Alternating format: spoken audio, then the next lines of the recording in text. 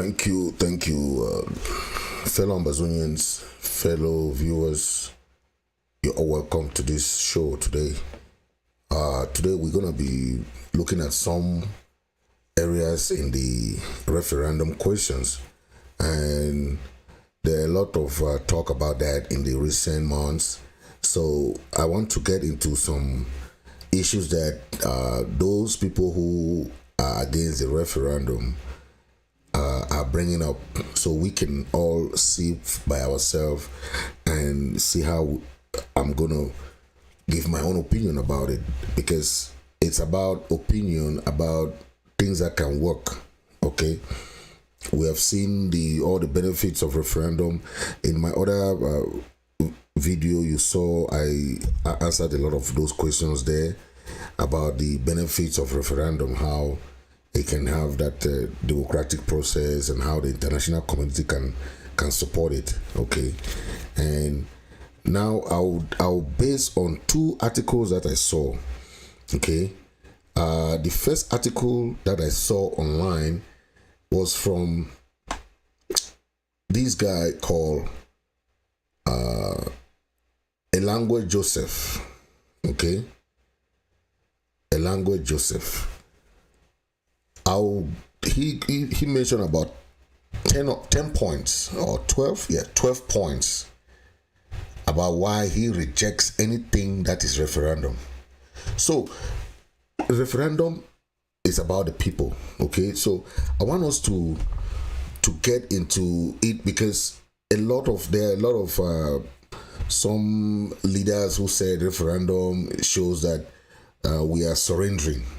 Okay, and that we should keep fighting the war, we should keep fighting, okay, that we can win La Republic on the battlefield, and so on and so forth. Okay, then other arguments are also brought forth, but I want to focus on our brother Comrade Elangwe Joseph's write-up, so that we all can listen and see how his 12 points that he brought up, then we can all discuss it. Okay, then later I'm going to also talk about Sako's audio that I listened about the referendum issue too that he brought up. Okay, number one, he said, is Somaliland not functioning as a country even without international recognition and without any UN resolution granting it independence, like the UN resolution 1608 that granted independence to the former British Southern Cameroon? That is Comrade Elangwe's number one point, why he said, I would like you propagandists of this surrender referendum, you are singing all over the place, to answer the following questions point by point during your referendum international town hall. Okay, the first, he talked about Somaliland. Is Somaliland not functioning? Okay, now our case with Somaliland, okay, is not the same and shouldn't be the same, because our own case was a case of that we had a referendum. Okay, that referendum was, even though it was fraudulent, it was still recognized that we had a referendum of that union. Okay, so we are looking at how we can make the international community know that this referendum was fraudulent. What the referendum we want now is not the same that that happened in 1972, because that in 1972 was organized by La Republique Aijo. Okay, and our people were not given the chance to decide by themselves. They were given to the same question of we and yes, and most of them did not understand the meaning of French, that we still means yes. Okay, and they went and they were answering the same thing like we. Okay, not knowing that they are we means yes. Okay, our brother, the number two question he asked, do you need a referendum to chase away a colonial occupier from your land? then why did the international community not organize a referendum to ask La République citizens if France should end its colonial occupation of La République after the adoption of United Nations General Assembly Resolution 1349 of 1303 1959, granting independence to UN Category B territory of French Cameroon. So this is second argument is about we don't need referendum to chase away the occupier, okay? But at the end of the day, independence is different from a civil war, or is different from, okay? We are looking at the legal and the legal scope, the legal avenue that we can be granted independence as fast as possible. Because when all the crisis, most of the crisis, like Eritrea, Somaliland, like this same Somaliland, most of them fought for so many years, right? And what happened at the end? They were still given the opportunity to decide.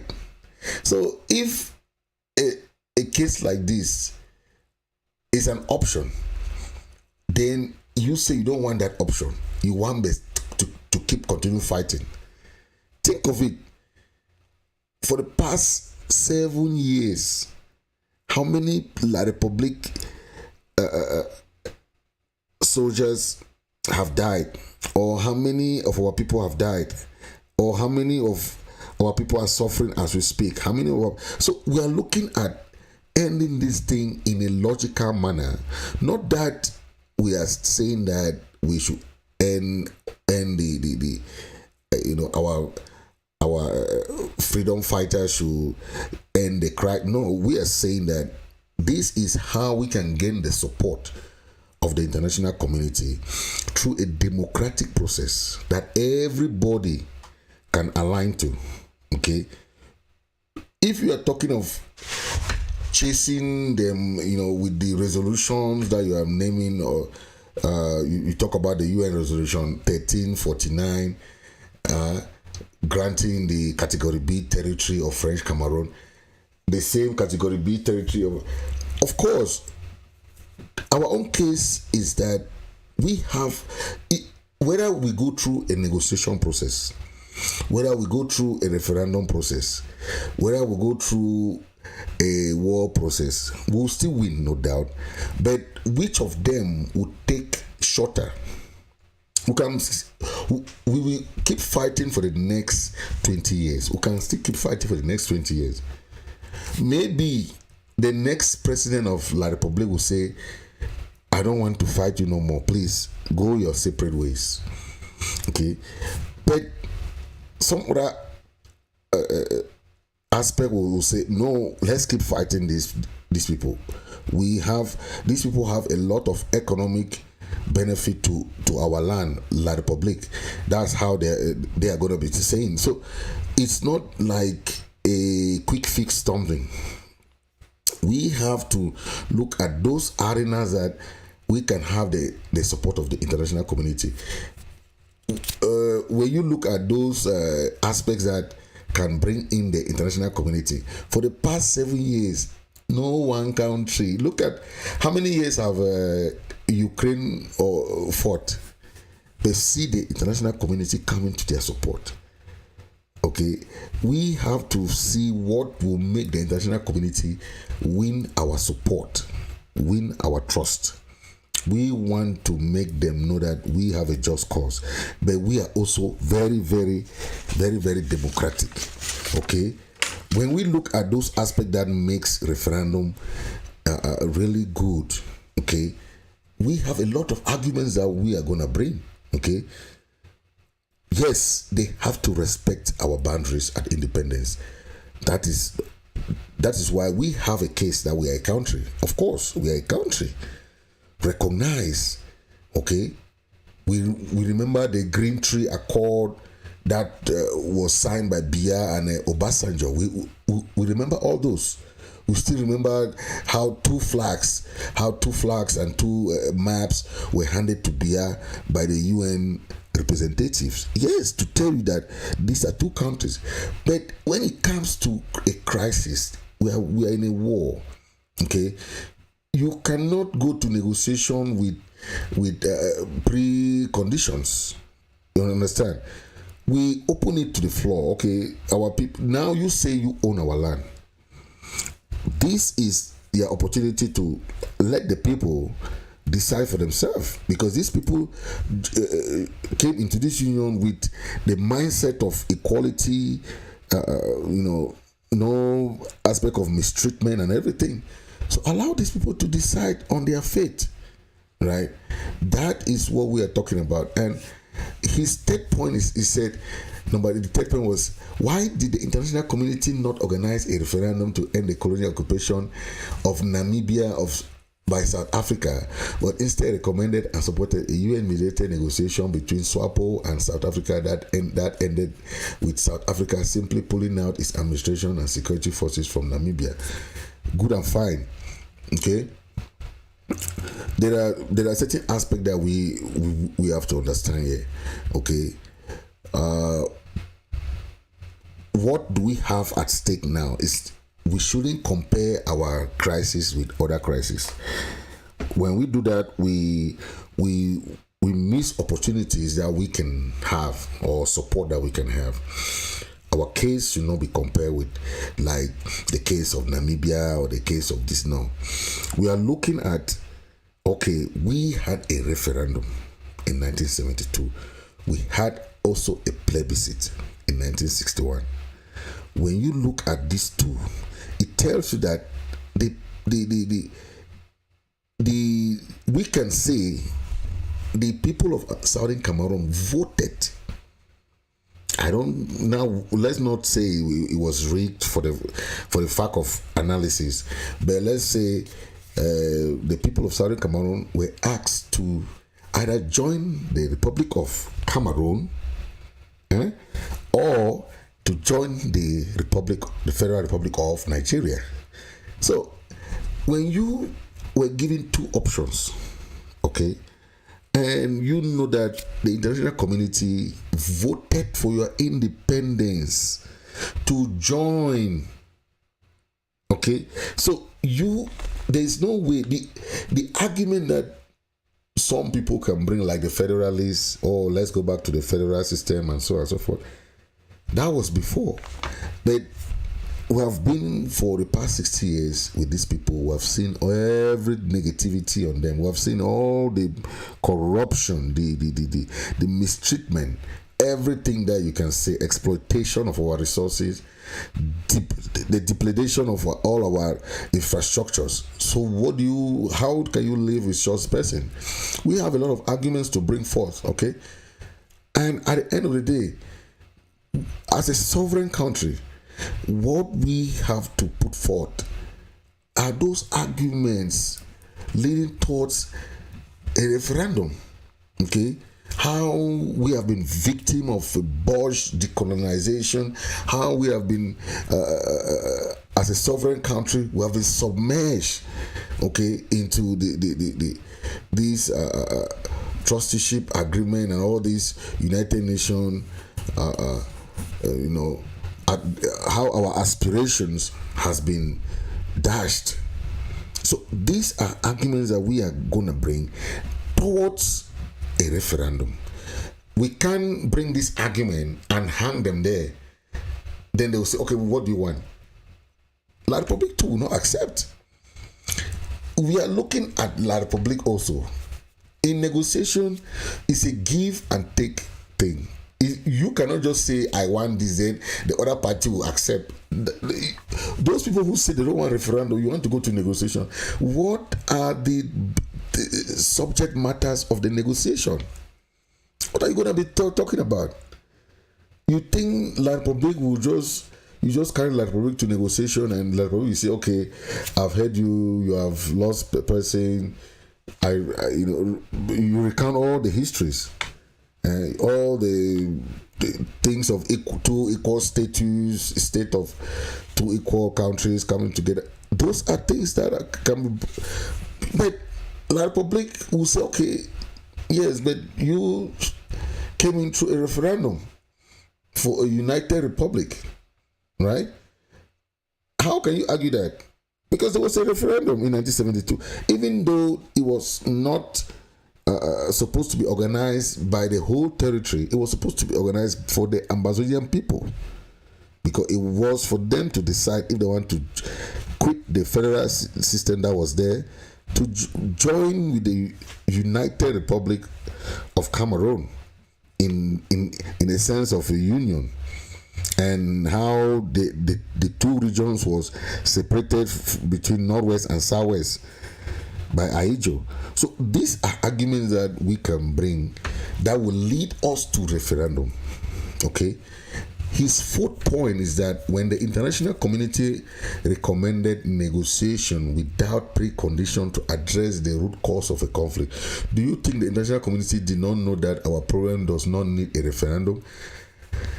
The international community are countries, okay, and countries have interest too. Our case, going back to the root causes, is what is federation. Yes, the root cause is federation, and the aspect of our sovereignty, or the aspect of decolonization. But when you want to say the international community should get into those aspects, that referendum is like the best option because it gives the people power. Okay, and once the international community understand that the people are ready to have a democratic process, okay, a peaceful democratic process, they will prefer to go towards that direction than you saying that you want arms to keep fighting. All right, nobody will give you arms when they know that you have a good case and they are proposing something for you. Then you say, no, I want arms. Nobody. And how many more people do you want to kill? Okay, how many more people do you want to keep killing in the process? Okay, and the international community will say, okay, you go ahead with your war. South Sudan and Sudan, how many years did they fight? For more than 20 years, but yet they still went for a referendum. And those are the questions that we have to ask ourselves. Do we want the support of the international community, or we want to keep fighting? And at the end of the day, many casualties on both sides, right? Who still win? Nobody will still win. At the end of the day, we'll still go to negotiation. Negotiation will still include referendum, no matter how this thing happens. Because the only way that can satisfy La Republique is referendum. And that's why La Republique has given an embargo to all their media not to even mention anything referendum, because that will be the last straw to them. That will just break the camel's back, by the international community just say, okay, you guys allow these people to have their referendum to decide if they want to still stay with you, or they want to have their own sovereignty, they want to go their separate ways. Okay, and that is where like probably don't want to go into. The number 5 point by our comrade Elangwe, he said, by the way, who is the international community is proposing to you a referendum? Nobody, not even La Republique. Okay, by the way, who in the international community is proposing you a referendum? Nobody, not even La Republique. We understand that the international community are countries, right? And okay, when this is what happened to people who just want to keep arguing, but it is very important for us to keep educating those people who don't understand the benefit of a referendum. Okay, yes, the international community is who. When the diplomatic world has their own way of doing things, especially when it comes to settling peace and all these little conflicts going around. All right, but our own case needs international settlement. The time I understand that the international community is intervening in our crisis is when they start giving sanctions, right? All those sanctions, what do they tell you? They are telling La Republic, go to negotiation.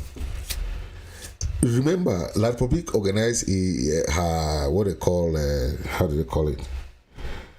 That thing that they call national dialogue. Grand national dialogue. And what happened to that grand national dialogue? Nothing happened there. Nothing happened to grand national dialogue. They came out with what? With other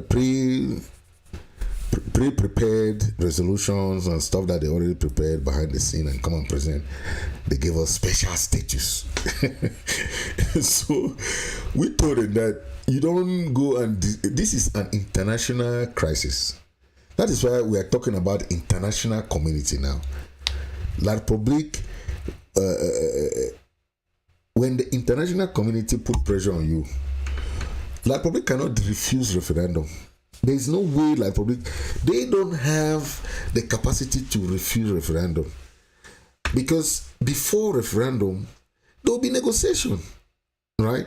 And some of our people think that referendum will just come from nowhere. No. We know that this is a task that we have to put. There's a lot of work to be done before the international community can buy into this. Yes, we don't have, I can say all the international community buying this for now, but when we as a people put our documents together, put everything together as a one document, structured demands, everything, how we want the referendum to be run, an internationally organized referendum, put those things together and forward it to all the quarters. Do you think they will not read it? They will not go through it. They will not understand that, oh, these people have some, they are ready to negotiate on this peace settlement. The time that La Republique ran away from the Canada and the Swiss-led negotiation, didn't you see that is why these people are coming now and calling us for different type of meetings and so on? If, when they say a country is a mediator, the country is not the one doing the mediation. They assign it to maybe a university, or they can assign it to maybe an NGO, an international NGO or something like that. Okay? That is why when you hear that a country has something there are a lot of contractors that are taking those contracts to do those jobs for different countries. Okay? It must not be the country that is coming as a country. They can give the contract to people to run things in their various capacities that they can run. So you don't, when you say the international community who is proposing it, not even La Republique, that is a job of the people of Southern Cameroon. A referendum has always been the job of the people themselves, not a stranger, because the people we give us opportunity to vote. A referendum have been happening in all these countries without any problem. So why should it be a problem? In Canada, the Quebecers, they have referendum almost every time. They have had about 3.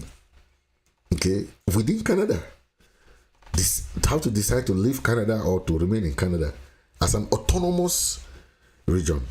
Okay, but they are still part of Canada in that kind of confederation. But look at the other referendums. It is a people. That's why when the majority of people say, okay, we don't want to fight any war, we want to have our people to decide, we want to go into a vote, the international community to come and supervise it. That is what will happen. That's what will happen. Nobody will force you to stay with somebody that you don't want to stay, especially on a country that has been sovereign. Yeah. The other point he made, why has the international community you are counting on not yet organized a referendum that was recommended for Western Sahara by the UN Security Council since 23 years ago? Okay, this is what we are talking about. Okay, the people have been fighting in Western Sahara for so long, right? But at the end of the day, what happened in that issue with the Western Sahara and all those other crises that happened? Okay, the issue of that, the Western Sahara, I think my brother thinks that the Western Sahara is a kind of the same like La Republic or Amazonia. The Western Sahara people have a better equipped army than Amazonia. Okay, the Western Saharans have a government in exile that is openly acknowledged and protected by Algeria.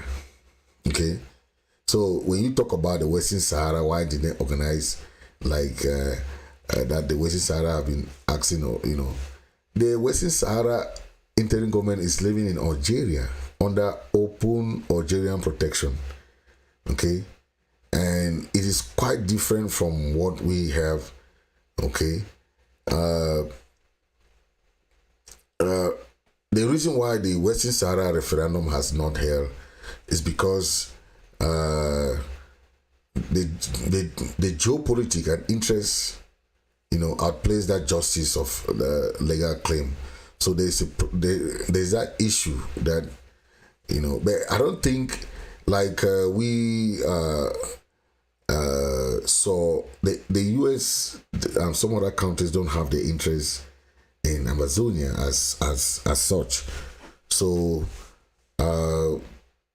and we have already seen the United States pushing behind the scene for the referendum. So why should we think that what the United States supports, other countries will not support? Okay, yes. Even the U.S. government under the former President Donald Trump had been pushing that aspect of referendum. Okay, yes, and that is why we saw a lot of political issues going on within that Western Sahara. Okay, so when our brother Elangwe is talking about that, he should understand how geopolitics affects those issues. But our case is totally different. Okay, the number 7 question he asks: the same international community you are counting on, USA, UK, EU, AU, Canada, Germany, and those direct third-party mediated negotiation to address the root cause of the problem, and went ahead to endorse the Switzerland international negotiation, which was sabotaged by you guys. Has the position of the international community changed, and when did that happen? So I want our brother to understand this negotiation that you are talking about. What are the requirements? What are because that's what we say, that you think that what are you going to be talking in the negotiation? La Republic has whole claim of you as your colonial master, as the occupier. You think the occupier leaves the land so easily when you just go to negotiation and sit? The international community know how to bring people. Okay, they have seen this crisis. They have understood that this is not about the image that La Republic painted, that this is a local crisis. That's why they're calling off the La Republic. They know that when you come to the table, that's why La Republic is running from Switzerland and also run from Canada. Once they sit on that table, it will be different, because something like a referendum will be the best option that will weaken La Republic. Because what are they going to be arguing about? How did these people come and join you? They join you through a plebiscite and through a referendum. So can you allow them to do the same? What? How are you going to be arguing? No, we don't want you to have a referendum. Oh no, we don't. No. That is a given, and the United Nations will come and organize it. So there will be no argument of whether it's the root cause of the conflict, or all those things will not be necessary, because they only ask that these people join you. Yes, what the UN boundaries of independence were supposed to be respected. Yes, how did they join you? Through that means of referendum and a plebiscite. So why do you want a referendum? Because we are the victims of this Bosch decolonization process. Now, what do we need? We need a referendum for our people to decide on their own fate. Okay, this referendum is a democratic instrument that will help the annexationists to understand, okay, and also give us that argument to put forth with to the international community that we are a democratic people. We believe in a democracy. Okay, we believe in all these aspects that. So these things are not gonna be so easy. Like you think that we are saying that it will be so easy for the international community to support, or no. We are saying that as an option, referendum is one of the best, okay, that the international community can support, and that our own people back home will be happy to go and vote. So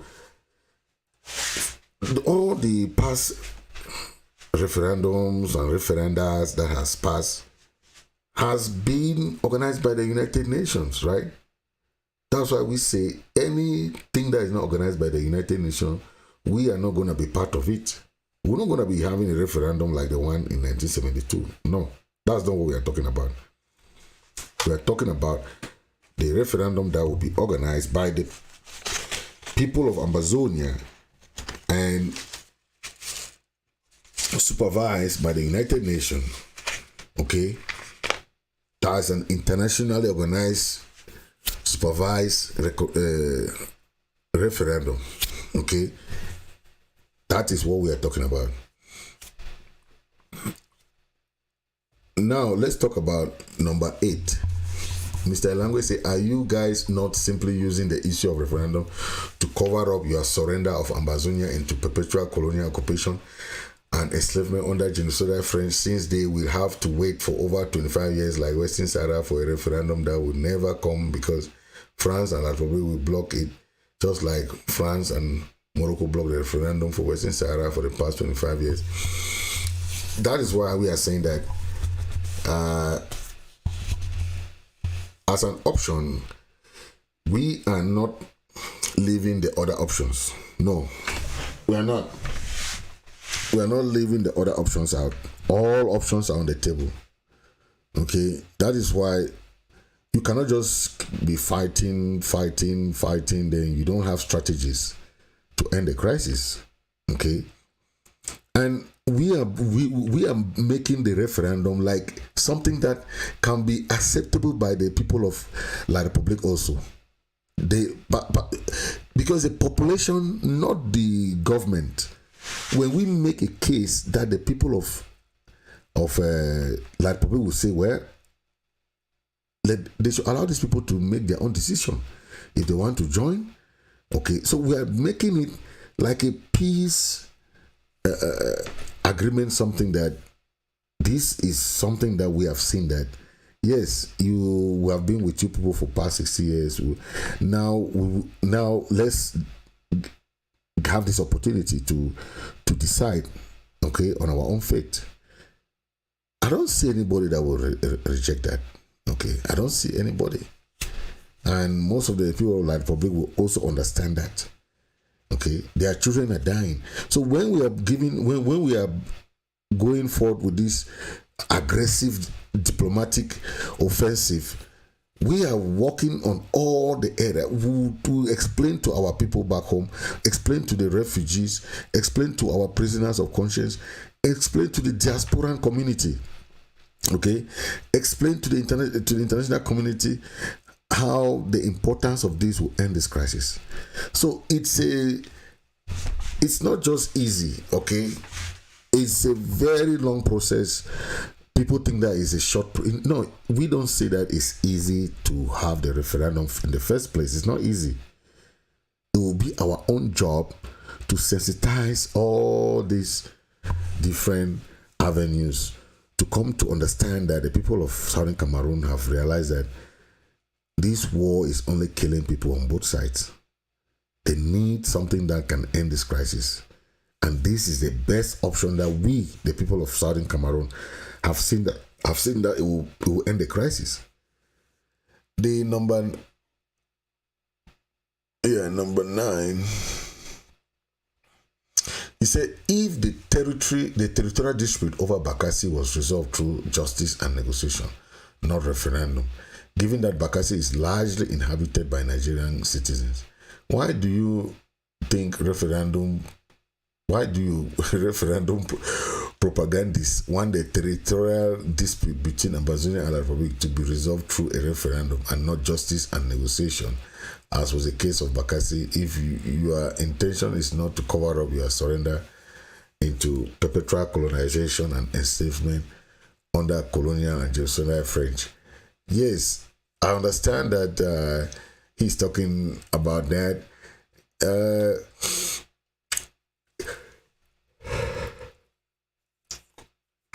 Okay, yeah, his concern is about how can we not end it like the Bakassi Peninsula crisis ended. It's not the same thing, right? La Republique and Nigeria went to that thing. What did they tell them? They tell them that they should respect their boundary at independence. That's why we're saying that, yes, we have our boundaries at independence, right? But we have lived together with these people. That's something we all should recognize this. We have had some intermarriages. We have had some inter-business relations. A lot of Ambazonians have built houses there and all those nuances. But at the end of the day, the people needs to be given a chance to decide for themselves. Okay? That is what we are talking about. And any people that anybody or any leader that does not recognize that the people are supreme, the people are the ones to decide on their fate, not anybody. We have to recognize that the people have the final say of their own destiny. Okay, any other thing other than that will be considered as colonization, occupation, or the submergent of a country that were both of equal status. Okay, one submerged the other. So it's not acceptable in the modern day political atmosphere. The other point that he raised: how will you stop La République and France from corrupting the UN and declaring the referendum in favor of La République in same manner France corrupted the UN during the Ivory Coast elections of 2010 to declare victory for Alassane Ouattara and remove Laurent Gbagbo from power? Yes, we will put into consideration those aspects of corruption and all those things, right? But that is why this will be organized. They will be one of the first election, the post-independent election that will be organized by Ambazonians themselves. It will not be organized by La République. It will be organized by and supervised by the United Nations. So when you talk of corruption and all those things, it will not work in the fact that the Eritrean referendum, South Sudan referendum, and the other referendum, we have not seen any illegalities, okay, or irregularities that was widespread. So what we are saying here is that an internationally supervised referendum will be the best bet for the people of, okay. We are going to make those little proposals and suggestions about who to organize it, how those process for the modalities for the modalities for registration, what kind of ID card to use, and not Cameroon ID card though. So all those things will be done, and our people abroad, the diaspora, have a big role to play by going back home, going back to Ambazonia to be part of that team to organize a very good referendum. Okay, so all these are things that we are going to put in place. So we cannot be afraid of corruption, afraid of those things when we are not putting our own efforts together and put those things together and became stronger, Then the last point, finally, what will you do when France and La République will corrupt this same international community you are counting on to fraud the referendum and declare that our people have voted to remain enslaved?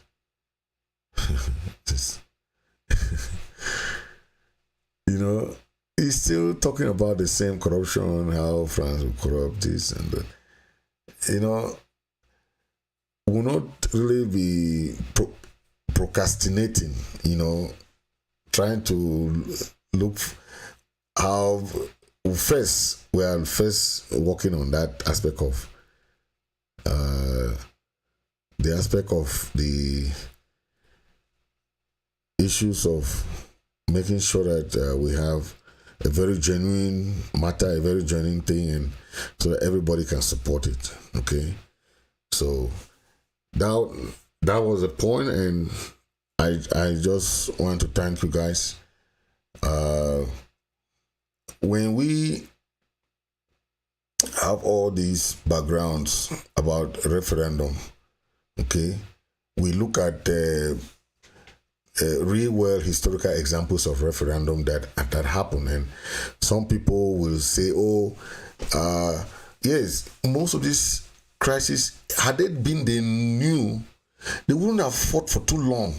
Most of these crises, like the South Sudan was federated with North Sudan at the time of their own crisis, as provided in the Comprehensive Peace Agreement, and the referendum question was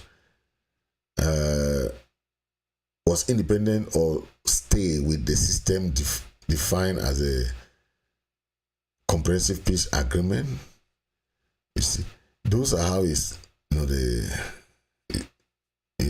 the next was the Eritrea organized referendum. The Eritrea organized theirs by themselves. Okay, they were a province in Ethiopia. Their question was independence, yes or no. You see, and they overwhelmingly accepted yes, we want independence. East Timor was an autonomous region also. We remember East Timor was also, at the time of the peace agreement, was an autonomous region, right? Their question was independence or stay as an autonomous region. Okay, so it depends on what kind of question we are as a people accepted and ask the international community, okay, this is our proposal, this is our suggestion, this is what we want. Okay, and the international community will come and support. Okay, so let's not first of all reject options without seeing the benefit of that option and how we can really use that option and do things. Okay, so thank you very much, and have a happy day today. God bless you all.